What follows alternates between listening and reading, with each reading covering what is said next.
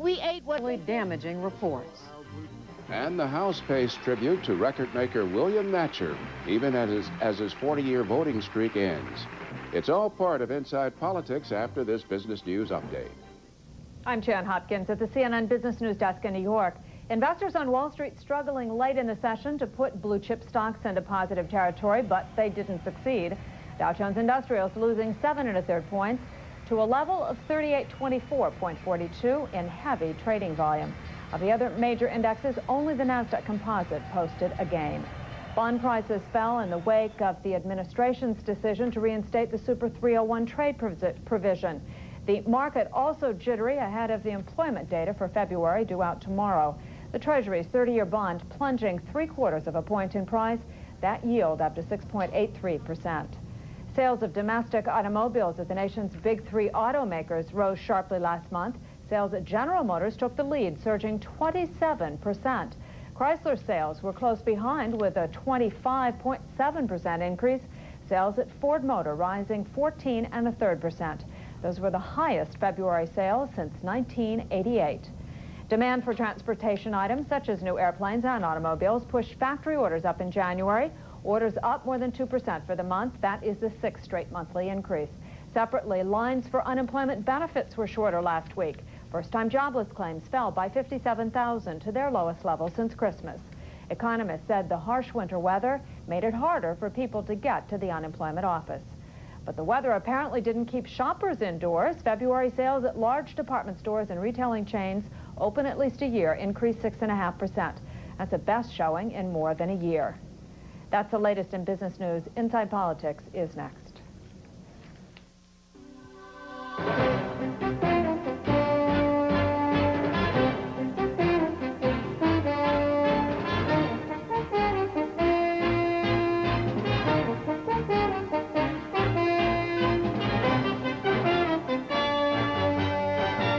This is Inside Politics with Bernard Shaw and Judy Woodruff in Washington.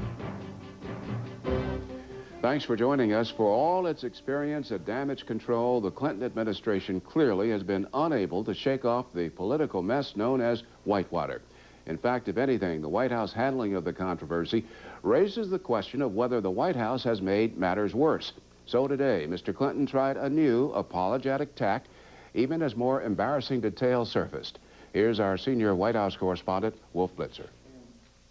With his administration being hit almost daily with damaging revelations in the Whitewater affair, President Clinton is taking a new line, show contrition and regret, and promise no more stonewalling.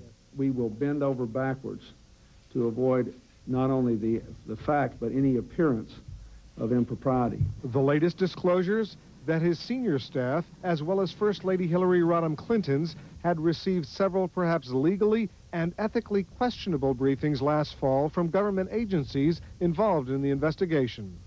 Mr. Clinton acknowledged the contacts were a mistake and asked his Chief of Staff, Mac McClarty, to issue a memo warning White House officials to be more careful. Nearly as I can determine, no one has actually done anything wrong or attempted to improperly influence any government action. But I think it would be better if the meetings and conversations hadn't occurred. Republicans say that's not good enough. All participants in these meetings should not only be sanctioned for their breach of the public trust, but should be brought before Congress to provide full public disclosure of their actions. Despite White House damage control efforts, Whitewater continues to take its toll on Deputy Treasury Secretary Roger Altman, who's had to remove himself from further involvement in the case because he tipped off the White House with advance information, on Bernard Nussbaum, the president's counsel who took part in White House briefings with government investigators that the White House now says should never have occurred, and on Associate Attorney General Webster Hubbell, whose old law firm in Little Rock is now investigating his billing procedures when he was a senior partner. Finally, an expanded probe into the suicide last July of White House Deputy Counsel Vincent Foster. Independent counsel Robert Fisk says he's hired a New York lawyer with extensive homicide experience to take another look. The Clinton presidency is very close to a problem that, in fact, could ultimately unravel its entire ability to function. Republicans, frustrated by the Democrats refusing to allow congressional hearings, now are threatening to block confirmation of Ricky Tigert, the president's nominee to head the Federal Deposit Insurance Corporation. Cover-up is a tough word, but the consequences of a cover-up can be even tougher. Many of us learned this in the Nixon administration in Watergate.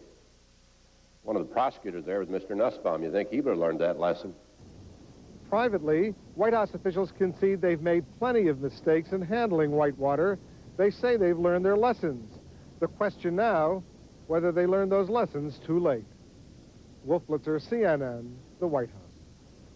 On another story, it was an agonizing decision, but for the first time since his election in 1953, Congressman William Natcher of Kentucky had to miss a vote in the House of Representatives. Natcher, who is 84, is hospitalized with intestinal problems. Colleagues in both parties described the chairman of the House Appropriations Committee as the most genuine example of a servant of the people. After consultation with his physicians, he had reluctantly determined that he would remain at Bethesda Naval Hospital and consequently not respond to this or other roll call votes today. Obviously, this is a sad moment for all of us because of the unparalleled public service of Mr. Natcher. He will have, in the record of 18,401 roll call votes, a record that I believe will stand forever. President Clinton has left the White House to visit with the congressman in Bethesda. Natcher has given no indication whether he plans to retire. Senate Republicans are getting out of Washington for the night, headed for a retreat focused strictly on health care reforms. Their meetings in nearby Annapolis, Maryland, will focus on alternatives to the president's package. And the purpose of it is to get the concentrated attention of as many Republican senators as we can in trying to deal with this, one of the most significant issues that any of us will have dealt with in our terms in the Senate. And it's trying to get people down there not be thinking about Bosnia or balanced budget amendments or Japanese trade, but to concentrate on health care and the various plans. Several Republican governors and some House members will also take part in the GOP effort to hash out its differences on health care. The White House may be trying to focus on issues such as health care, but the attention keeps shifting back to Whitewater. Coming up next on Inside Politics, we'll talk to White House Communications Director Mark Urin. And later in this half hour, Inside Politics goes inside the hotline to find out how it delivers its daily fix to political junkies.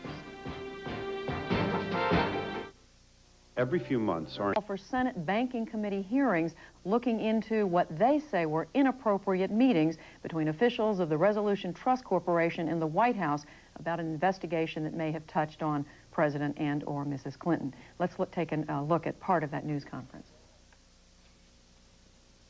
We'd just like to hold up a few of the clippings on today's stories. We've only got the local papers. Whitewater cover-up, Treasury Vision's whole White House status, Hupple denies Rose firm, First Lady's role larger than appears. Just a few of the stories that are appearing now on Treasury, Whitewater, bad judgment, so-called independent agency called the RTC. And we're at a loss to know how to get at the facts because the Democrat Congress is apparently going to participate in the cover-up and not try to get to the facts. And we read, at least on the House side, if we can believe Mr. Sapphire, that the word's already been sent out, no hearings under any circumstances. And so in an effort at least to get the Democrat leadership to focus on this in the Senate, Senator D'Amato this morning released a letter signed by 43 Republicans that we will not proceed on the nomination of the FDIC chairman until we have answers to certain questions that were initially raised by Senator D'Amato and Republican members of the Banking Committee. And again, I would just state, had this been Ronald Reagan, as I said on the floor the other day in a sort of fictitious setting, and something would happen, we had the Treasury consulting with White House political people, or the Attorney General's office consulting with White House political people, there'd have been 15 hearings going on. The press would be demanding everybody's scalp, but we don't hear a lot from the media, and we don't hear anything from the Democratic leadership as far as hearings are concerned. Senator D'Amato has made some headway, and I think I congratulate him for that. I think our bottom line is If you were an individual trying to get a little meeting with the RTC, any of you or us, and you want to have a little meeting with the RTC officials, sort of get a heads up, you wouldn't get it. There's no doubt people got preferred treatment here. And maybe that's the way it works in this White House. It goes way back to Travelgate, when they called the FBI down and they said later, oh, they just helped us with a press release. And today, Mac McCarty says, we're not going to do it anymore. And when Altman gave the answer to Senator D'Amato, he said, well, I'll recuse myself. Now that you've found out, I'll recuse myself. Now, I don't believe that's the way it's supposed to work. But I'd ask Senator D'Amato to, I know you've raised some questions this morning, maybe you can elaborate. Well, thank you, Mr. Leader. Let me say that today, I think, was probably the most shocking. Given Mr. Altman's testimony that there was only one meeting and there was only a heads up, and then it takes us a little time to digest exactly who was there. I have to say that at that meeting, we got to say, why was Maggie Williams there? What was she doing there? This was the same Maggie Williams who, with Bernard Nussbaum, went through the Whitewater papers after Mr. Foster's death. How is it that we find out in the manner in which we did, and really through the media, that we find out, and it's confirmed by Mr. Altman, that there were two other meetings prior? Is it believable that the General Counsel had these two meetings, that Mr. Altman's assistant, then assistant, now Assistant Secretary Benson, went to both of those meetings? Both of those meetings concerned criminal referrals. How is it the White House counsel would permit that? Given this development, these announcements call for hearings on the part of Republican senators today and other revelations. We want to go right now to the White House Communications Director, Mark Garin, who is standing on the front lawn of the White House. Mr. Garin, let me just start out by asking you about exactly what Senator D'Amato and Senator Dole were saying. How is it that these meetings could have taken place? First of all, a meeting between officials of the Resolution Trust Corporation and the White House, and then we find out in today's Washington Post meetings between Treasury officials in the White House about investigations that potentially involve the President and Mrs. Clinton. Judy, I think what you've had here at the White House today is the President spoke to this quite clearly and articulately, stating that obviously these are meetings that, in hindsight, that shouldn't have occurred, and that's a prime reason why he asked our Chief of Staff, Mac McClarty, to draft a memorandum that's been sent out this afternoon to all members of the White House staff that details and provides guidance to members of the White House staff how to handle appropriate contacts with any federal government agency or department that have matters relating to Whitewater or Madison Guarantee. The President made it quite clear to us, as did our Chief of Staff, that we need to bend over backwards to assure the American people that put trust in this President and Vice President to send us here, that we're doing everything to avoid even, indeed, an appearance of impropriety. Mr. Garin, how did the White House change its mind about this? Because last week, D.D. Myers, who's the press spokesperson, said that the White House didn't see anything wrong with these briefings that Deputy Treasury Secretary Roger Altman provided for several White House officials. This week, today, the White House, the President, is saying they were a mistake. What persuaded you all that this was a mistake? Well, we want to avoid, as the President said, even any appearance of impropriety.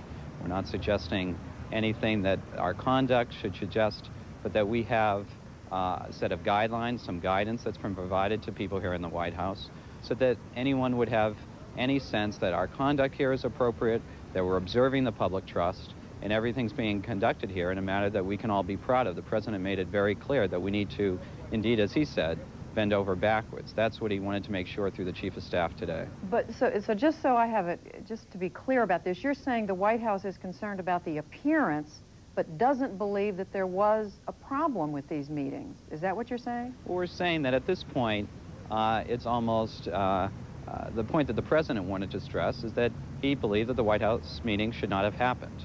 The conversations that were outlined today in the press, that the meetings were held, that they should not have happened. What we need to do now is to talk about the step forward, where we need to go from here to make sure the White House staffers have the guidance they need, and indeed that the progress of the investigations that are being conducted, that the independent counsel and his work that proceeds, that we're cooperating with fully, so that the American people can have a sense that we're doing everything that's appropriate, that the trust that the President places in his staff is observed. Just quickly, Mr. Guerin, there's a wire story that just moved from Reuters saying the Treasury Secretary Lloyd Bentsen has announced that he's asked the Independent Office of Government Ethics to investigate these contacts between Treasury and White House officials on the failed Arkansas savings and loan.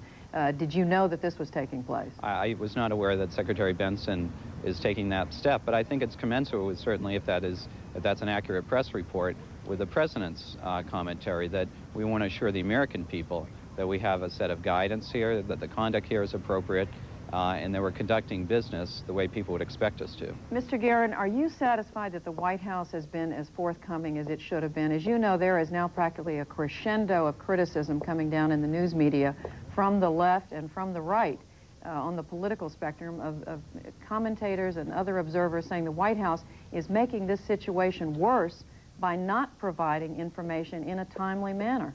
We have done the best job that we can and thought at the relevant times. I think in hindsight you can revisit these situations. What's I think important to people out there across America and your viewers is what actually is happening. I think there's a lot of politics going along. I think there's a lot of punditry going on, and that's fine. That's life here in Washington. But I think people should be assured that we're conducting things appropriately, that we have guidance on how we should contact federal officials, that there's an ongoing investigation done by an independent counsel, and indeed we're cooperating as fully as we possibly can. All right, Mark Guerin at the White House, we thank you for being with us. Thank you. We'll have more of Inside Politics after this. White House and the Congress as subscribers. It is called The Hotline, a daily briefing on American politics. In the attic of an old house in Falls Church, Virginia, a few miles from the nation's capital, the Hotline is created. Each day, political news from around the country is gathered, edited, and compiled into a 20-page computer document. The Washington Post is excerpted in the Hotline, as is the New York Times and the television networks. But so is the Sacramento Bee, the Charlotte Observer, once in a while college newspapers, and even radio's Imus in the Morning. It's a democratic document with a small d. Famous political reporters, professional talking heads, and rookie scribes from small towns all compete for space. So to observe the inner workings of the Hotline, we recently spent a morning there, because morning is when the work gets done, early morning. The information that we can give our readers is in it. Bob Balkin is the editor of the Hotline. He took us on our tour. At 5 a.m., Julie came in from Anacostia with a handful of newspapers, and she was met by a couple other staff people here, and they had their scissors in one hand, coffee in the other, and proceeded to get going and clipping all the political news that's in the papers that we can get at 5 a.m. So at 5 o'clock, a lot of newspapers get clipped. You said 12 or so, and plus some other day-old newspapers. What happens after that? Then starts the process of we're going on right now, which is the morning crunch. Steve and I are going to decide what we want to say on the left side. Steve Billifer is in charge of the day-to-day operation of the Hotline. He and Balkin make an effective and humorous tag team. Who comes up with these clever lines like another Nagel Nussel Tussle? That's Steve. It's that guy. I have the best job here. There's no question about it. Is that right? No, yeah. Gives me free reign to go write whatever you want and make fun of whoever you want, and then tells me when I went too far. So. The staff is young, but talented and driven, willing to work upside-down hours and long days. And like the people they write for, they are hooked on politics. We were also glad to discover that there is one staffer assigned to watch political news on TV. This is Vincent Fusco, and he is our television editor. Vincent watches the talk shows, the evening news shows, and, of course, inside politics. What does he think of his job? I think it's a great job, greatest job I have. I get paid to watch TV. So. All my friends are like, oh, right, that's a pretty good job. Fat stories here. All right. We left the staff alone for a while as their deadline started to loom. We went downstairs to spend some time with the Hotline's publisher, Doug Bailey. I asked him about the criticism that the Hotline hurts a political process already seen as too superficial. Frankly, one of the things that bothers me about our politics is that we're in such a fast cycle that there is very little reflection on good stories or bad stories. You're just on to the next thing. And I think the hotline contributes to that in some way, and I don't think that's particularly good, but I don't believe the hotline is the cause of it all. Oh, it's Michigan 01, it should be 14. Got it? Right. Back upstairs, the pace is becoming frenzied. Deadline approaches. You all standing by?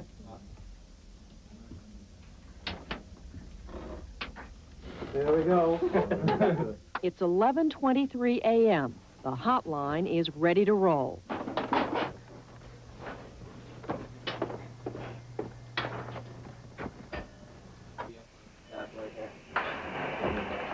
So excited. There it goes. Bernie, this is the hotline, as you well know. It's partly serious, it's partly not serious.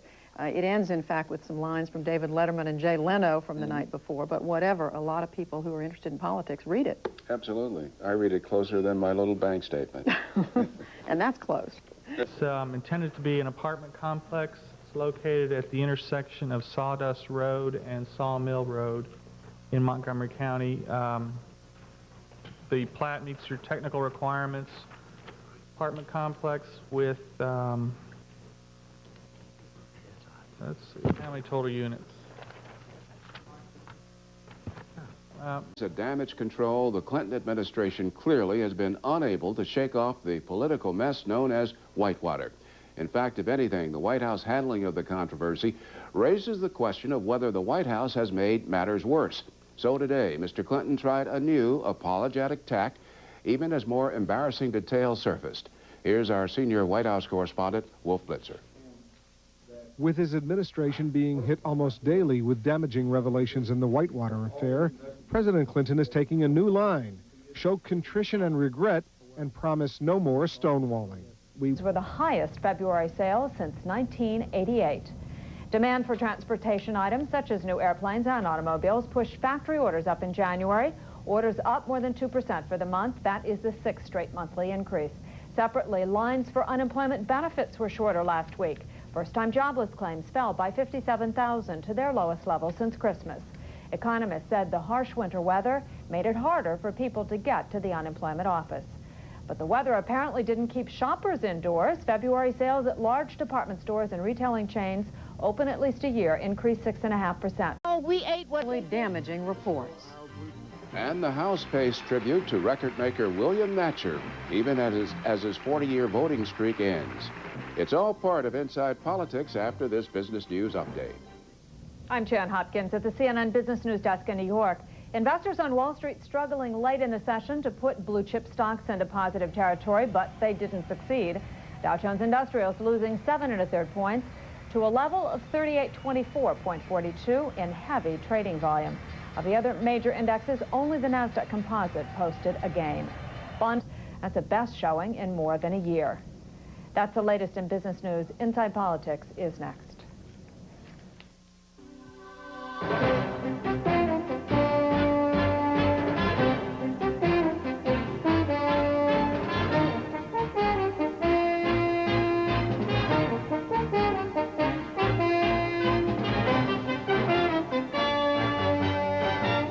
This is Inside Politics with Bernard Shaw and Judy Woodruff in Washington.